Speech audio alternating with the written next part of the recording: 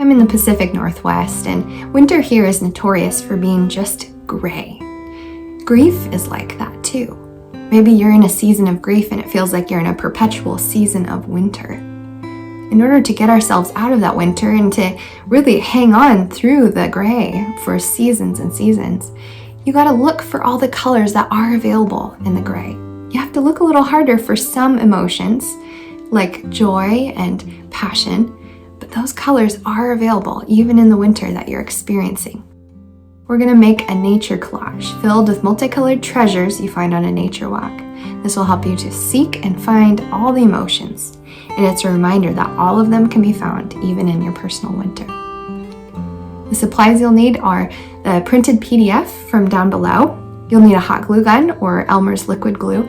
You'll also need a small canvas or a sheet of cardboard. Look at your emotional color wheel. Each color is associated with an emotion.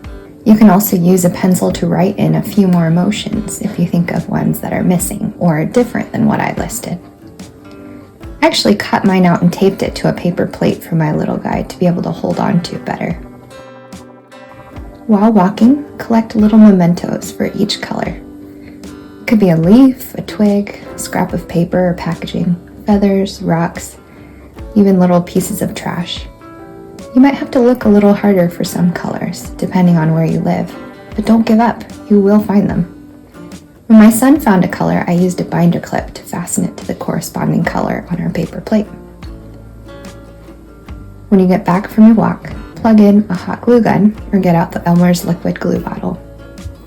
Arrange the collected items in a way that seems pleasing to you. You can challenge yourself to use every single piece that you found on your walk, or you could just pick from a couple of your favorites. You can keep the pieces as is and line them up, or you can make a design.